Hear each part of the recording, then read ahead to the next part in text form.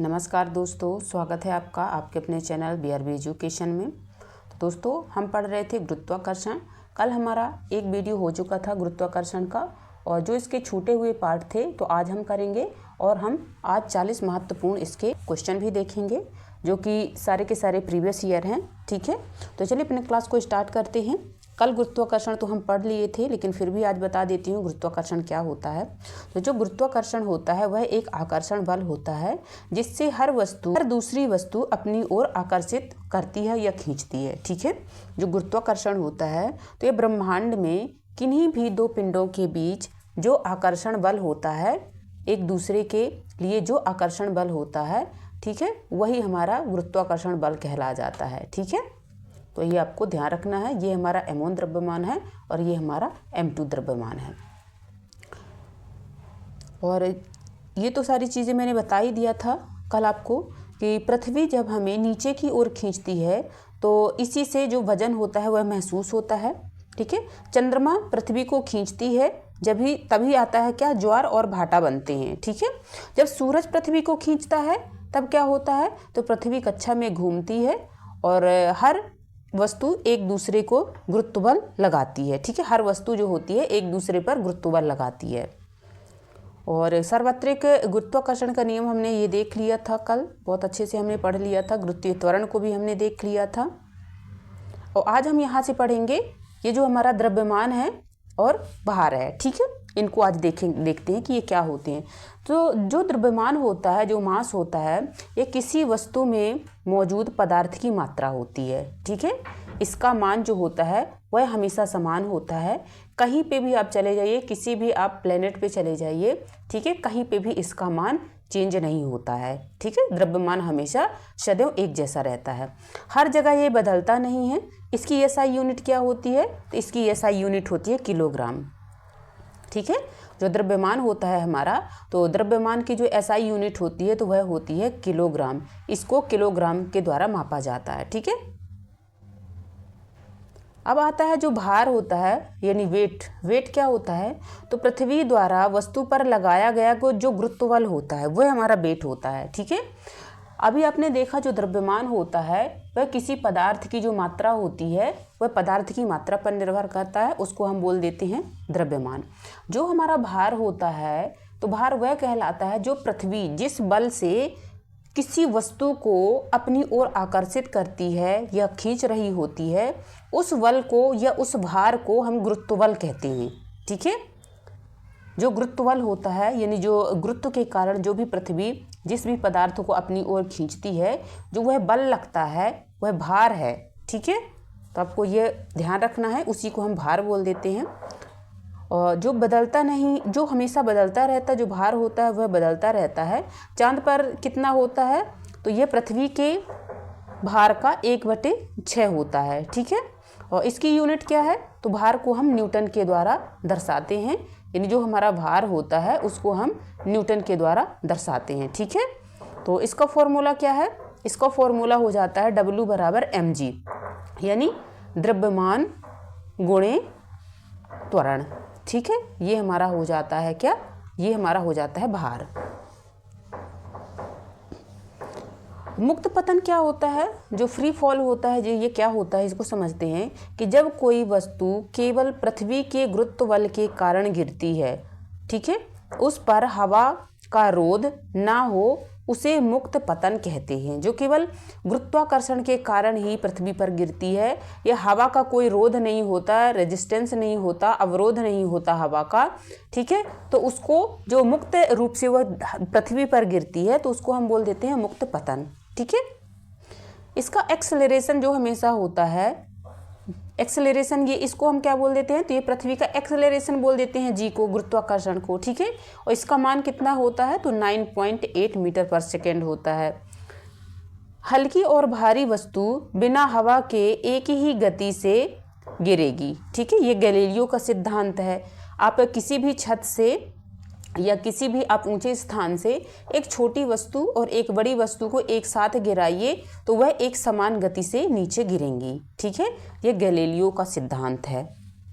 भारहीनता क्या है, वेटलेसनेस जो होता है तो उसको समझते हैं कि जब किसी वस्तु का भार महसूस ना हो, ठीक है, जब किसी वस्तु का भार महसूस ना हो तो उसे ही हम बोल देते हैं भारहीनता, ठीक है। जैसे जो लिफ्ट होती है, लिफ्ट में आप चढ़ रहे हैं और अचानक जब उसकी रस्सी टूट जाती है लिफ्ट की तो आप नीचे आते हैं, तो वह हमारी भारहीनता कहलाती है, क्योंकि हमें भार बिल्कुल भी महसूस नहीं होता है, क्योंकि वह जो लिफ्ट होती है वह नीचे आ रही होती है, वह भारहीनता हमारा कहलाता है, ठीक है। इसके कुछ उदाहरण भी समझ लीजिए। अंतरिक्ष यात्रियों की, ठीक है, जो अंतरिक्ष यात्री होते हैं उनको जो है भारहीनता महसूस होती है, क्योंकि उनके शरीर में कोई भार रहता ही नहीं है, ठीक है। उपग्रहों में जो लोग जाते हैं उनमें भी भारहीनता होती है उनकी बॉडी में। और फ्री लिफ्टिंग तो मैंने बता ही दिया है कि फ्री फॉलिंग लिफ्ट में कल्पना है ये, जैसे अब अगर आप चढ़ रहे हैं किसी लिफ्ट में, अगर वो टूट जाती है तो एकदम से जब वो नीचे आती है, गिरती है लिफ्ट, तो वहाँ पे भी हमें भारहीनता महसूस होता है, ठीक है। तो ये कुछ इसके उदाहरण हो जाते हैं भारहीनता के। और इसका कारण क्या है कि वस्तु और व्यक्ति दोनों एक ही गति से गिरते हैं, ठीक है। जो लिफ्ट होगा और जो इंसान होगा उसमें चढ़ा होगा उस लिफ्ट में, तो इंसान और लिफ्ट एक साथ नीचे आएंगे, ठीक है। जमीन का रिएक्शन जो फोर्स बल होगा वह 0 होगा, इससे जो वजन होगा वह महसूस नहीं होता है, ठीक है। गुरुत्वाकर्षण के अब देख लेते हैं 50 महत्वपूर्ण प्रश्न, और मैंने 40 ही इसके महत्वपूर्ण प्रश्न लिए हैं, ठीक है, क्योंकि बहुत बड़ी क्लास हो जाती है, तो इसलिए मैंने केवल 40 ही इसके प्रश्न लिए हैं, ठीक है। तो अपने क्लास को स्टार्ट करते हैं। क्वेश्चन नंबर 1 है हमारा, क्या कह रहा है, गुरुत्वाकर्षण बल किन के बीच लगता है। तो जो गुरुत्वाकर्षण बल होता है वह लगता है, इसका ऑप्शन सी बिल्कुल सही जवाब है। किन्हीं भी किसी दो वस्तुओं के बीच जो लगने वाला बल होता है उसको हम बोल देते हैं गुरुत्वाकर्षण बल, ठीक है। इसका ऑप्शन सी बिल्कुल सही जवाब है। क्वेश्चन नंबर 2 है, सार्वत्रिक गुरुत्वाकर्षण नियतांक जी का मान क्या होता है। तो मैंने कल वाली क्लास में भी बहुत अच्छे से बता दिया था इसका मान क्या होता है।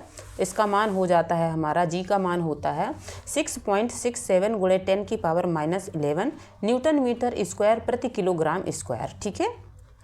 और यही अगर स्मॉल जी का मान पूछे तो ये होता है 9.8 मीटर पर सेकेंड स्क्वायर, ठीक है। तो इसका ऑप्शन बी बिल्कुल सही जवाब है। क्वेश्चन नंबर 3 है, जी का जो मान होता है वह किस पर निर्भर करता है। तो द्रव्यमान पर, तापमान पर, स्थान पर, या किसी पर भी नहीं।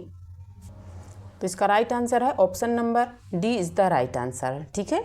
जो हमारा मान होता है किसका, जी का मान जो होता है वह किसी पर भी निर्भर नहीं होता है, तो इसका ऑप्शन डी बिल्कुल सही जवाब है, ठीक है। क्वेश्चन नंबर 4 है हमारा, पृथ्वी पर जी का मान अधिक कहाँ पर होता है। जो पृथ्वी पर जो जी का मान होता है ना, जी का मान सबसे अधिक कहाँ पर होगा। तो विषुवत रेखा पर, ध्रुवों पर, समुद्री तल पर। तो इसका राइट आंसर आपको बताना है कि कहाँ पर होता है। इसका सही जवाब हो जाता है ऑप्शन नंबर बी पर, ठीक है। जो जी का मान है वह अधिकतम होता है कहाँ पे, या ध्रुवों पर, पोल्स पर। इसका ऑप्शन बी बिल्कुल सही जवाब है। क्वेश्चन नंबर 5वां है, जी स्मॉल जी का मान क्या होता है। तो ये तो आपको सभी को पता है, इसका ऑप्शन बी बिल्कुल सही जवाब हो जाता है, 9.8 मीटर पर सेकेंड होता है। इसका ऑप्शन बी बिल्कुल सही जवाब है। स्मॉल जी जो होता है, क्वेश्चन नंबर 6 में कह रहा है कि स्मॉल जी का जो SI मात्रक होता है वह क्या होता है। तो हमने 3 से 4 बार आज ही इसको पढ़ लिया है, ठीक है। तो इसका हो जाता है क्या, इसका ऑप्शन सी बिल्कुल सही जवाब है, ठीक है। इसका हो जाता है मीटर पर सेकेंड स्क्वायर। क्वेश्चन नंबर 7 है, जो भार है, भार का सूत्र क्या होता है। तो वेट जो होता है, वेट का सूत्र होता है हमारा W = mg, ठीक है। इसका ऑप्शन ए बिल्कुल सही जवाब है। क्वेश्चन नंबर 8 है, द्रव्यमान यानी जो मास होता है उसका SI मात्रक क्या होता है। तो इसका SI मात्रक हो जाता है हमारा किलोग्राम, ठीक है। इसका SI मात्रक किलोग्राम होता है। इसका ऑप्शन बी बिल्कुल सही जवाब है। क्वेश्चन नंबर 9 है, भार का एसआई मात्रक क्या होता है? जो भार होता है हमारा, तो भार का एसआई मात्रक क्या होता है? तो भार का एसआई मात्रक क्या होता है? जूल होता है, किलोग्राम होता है, वॉट होता है या न्यूटन होता है। इसका राइट आंसर है option number D is the right answer. ठीक है, तो इसका ऑप्शन डी बिल्कुल सही जवाब है। क्वेश्चन नंबर 10 है, द्रव्यमान कहाँ बदलता है? जो हमारा मास होता है, मास कहाँ पे बदलता है? तो सभी को पता है ये मास हमारा कहीं पे भी नहीं बदलता है, ये यूनिवर्सल कांस्टेंट होता है। तो इसका ऑप्शन डी बिल्कुल सही जवाब हो जाता है। क्वेश्चन नंबर 11 है, भार सबसे कम कहाँ पर होता है? तो जो भार होता है सबसे कम होता है हमारा विषुवत रेखा पर। ठीक है, इसका ऑप्शन बी बिल्कुल सही जवाब है। क्वेश्चन नंबर 12 है, चंद्रमा का भार पृथ्वी के भार का कितना होता है? इसका राइट आंसर है ऑप्शन सी। ठीक है, 1/6 होता है हमारा चंद्रमा पर पृथ्वी का भार। तो इसका ऑप्शन सी बिल्कुल सही जवाब है। क्वेश्चन नंबर 13 है, जी का मान सबसे पहले किसने मापा था? तो जो जी का मान है तो यह मापा था किसने? तो यह मापा था हमारा ऑप्शन नंबर सी, ये कैवेंडिश ने मापा था। ठीक है, इसका ऑप्शन सी बिल्कुल सही जवाब है।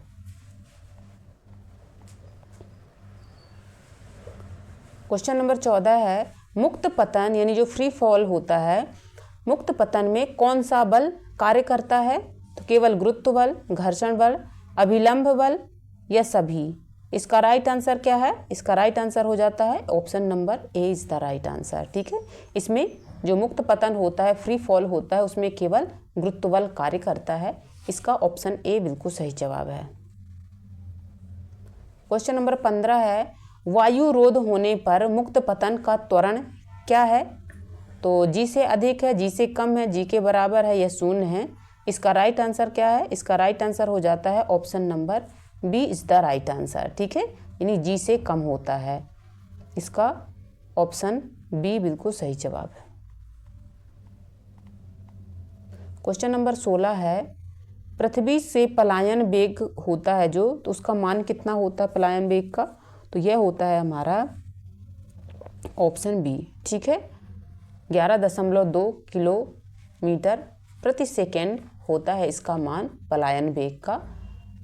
तो इसको हम एस्केप वेलोसिटी बोल देते हैं। तो इसका मान हो जाता है 11.2 किलोमीटर पर सेकेंड। ठीक है, इसका ऑप्शन बी बिल्कुल सही जवाब है। क्वेश्चन नंबर 17 है, चंद्रमा पर पलायन वेग कितना होता है? तो चंद्रमा पर पलायन वेग का जो मान होता है तो यह हो जाता है option number D.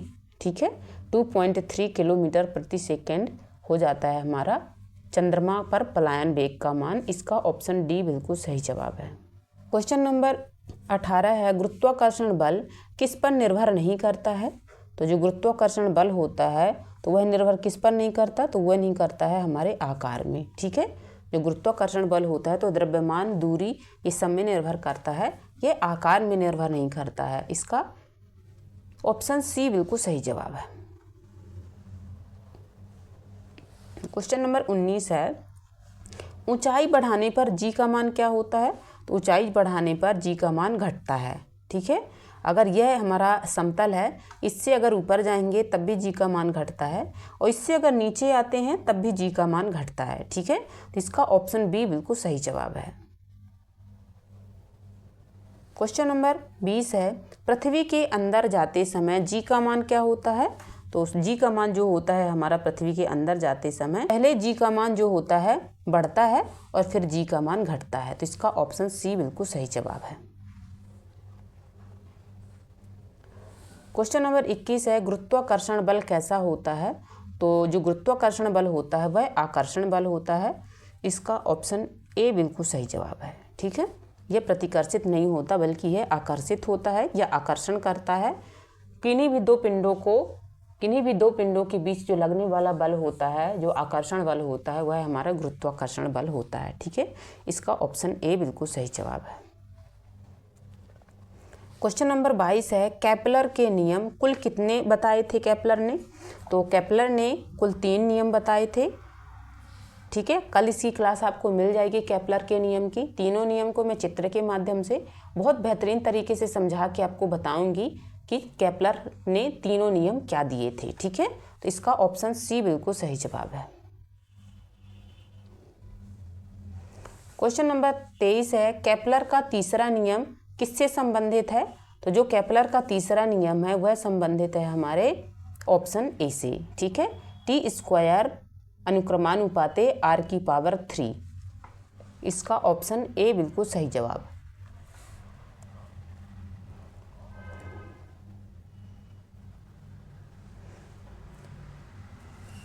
Question number 24 है, गुरुत्व यानी ग्रेविटी क्या होती है? ठीक है, जो ग्रेविटी होती है तो ग्रेविटी क्या है? तो ये बल है, गुण है, द्रव्यमान है या दूरी है? इसका राइट आंसर क्या है? इसका राइट आंसर है ऑप्शन नंबर बी। जो ग्रेविटी होता है तो उसमें एक गुण पाया जाता है। ठीक है, जो गुरुत्व होता है उसमें आकर्षित करने का ये गुण होता है। ठीक है, इसका ऑप्शन बी बिल्कुल सही जवाब है। क्वेश्चन नंबर 25 है, गुरुत्वाकर्षण क्या होता है? तो जो गुरुत्वाकर्षण होता है तो यह होता है हमारा सार्वत्रिक बल। ठीक है, सार्वत्रिक बल यानी यूनिवर्सल जो फोर्स होता है, पूरे ब्रह्मांड में जो लगने वाला दो वस्तुओं के बीच में जो लगने वाला बल होता है उसको हम बोल देते हैं सार्वत्रिक बल या उसको ग्रेविटेशन। ठीक है, इसका ऑप्शन ए बिल्कुल सही जवाब है। क्वेश्चन नंबर 26 है, भार बदलने का कारण क्या होता है? ठीक है, जो भार बदलता है तो भार बदलने का कारण क्या होता है? तो भार बदलने का कारण होता है हमारा जी के मान में परिवर्तन होना। ठीक है, जैसे जी का मान परिवर्तित होता जाएगा उसके जो भार में बदलाव आता जाएगा। ठीक है, अगर जी का मान पृथ्वी पर कुछ और है और अगर हम किसी अन्य स्थान पर इसको लेके जाते हैं तो इसका दूसरा मान हो जाएगा। ठीक है, इसका ऑप्शन बी बिल्कुल सही जवाब है। क्वेश्चन नंबर 27 है, चंद्रमा पर जी का मान कितना होता है? तो जो चंद्रमा होता है, चंद्रमा पर जी का मान होता है हमारा ऑप्शन बी। ठीक है, 1.6 होता है जी का मान, इसका ऑप्शन बी बिल्कुल सही जवाब है।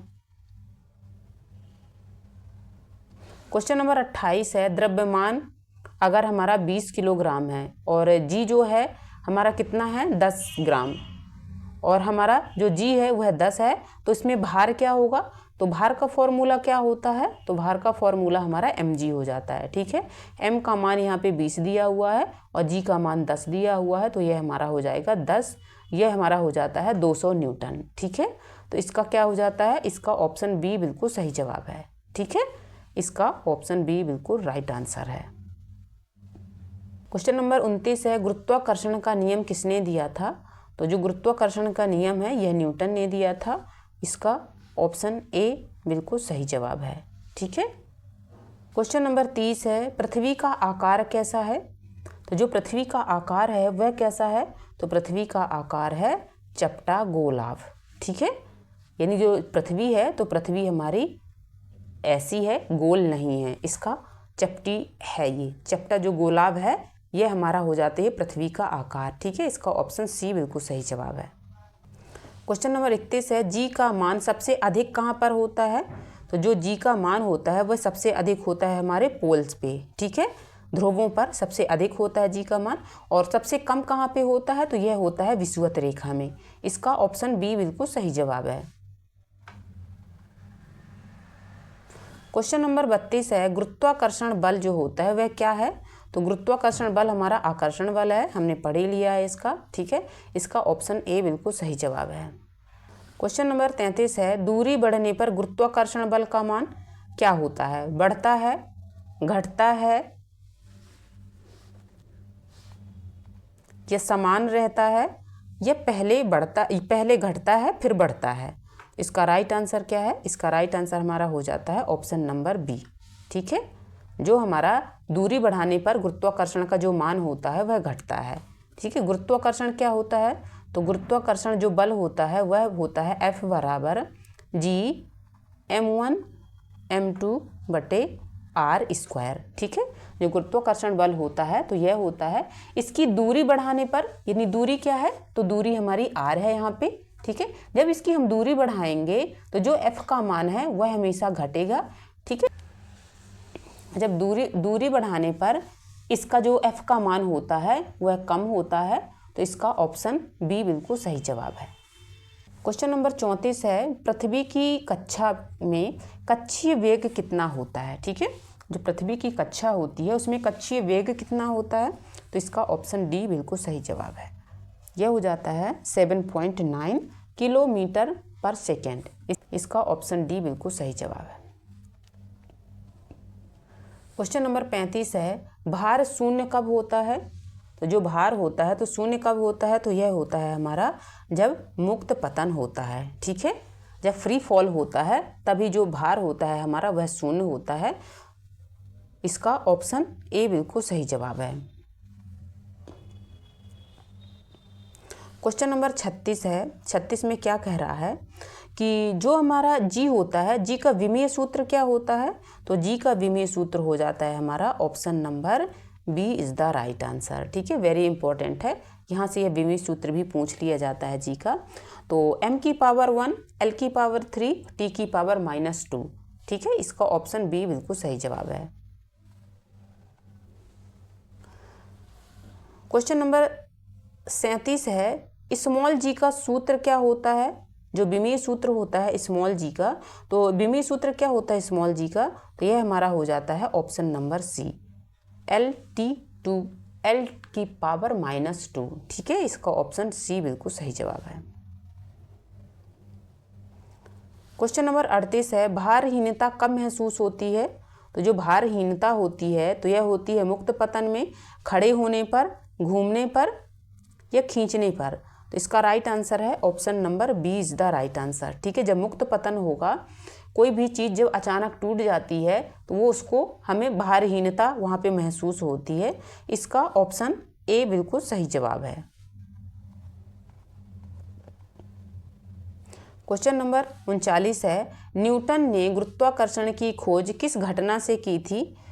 तो यह तो सबको पता है ये कहानी। ठीक है, सेब गिरते देखकर इसने गुरुत्वाकर्षण की खोज की थी। इसका ऑप्शन बी बिल्कुल सही जवाब है। क्वेश्चन नंबर 40 है और लास्ट क्वेश्चन है, स्मॉल जी का मान जो होता है अधिकतम कहाँ पे होता है। तो आई थिंक कि 2 से 3 बार मैंने ऑलरेडी करवा दिया है। इसका ऑप्शन बी बिल्कुल सही जवाब हो जाता है। ठीक है, इसका जो ध्रुवों पर जी का मान होता है वह अधिकतम होता है। तो उम्मीद है कि आपको क्लास अच्छी लगी होगी और ये सारे क्वेश्चन आपसे बन गए होंगे। ठीक है, अगर वीडियो अच्छा लगा है तो वीडियो को लाइक कर दीजिएगा, चैनल को सब्सक्राइब जरूर कर लीजिएगा। यहाँ तक बने रहने के लिए आप सभी का बहुत बहुत धन्यवाद।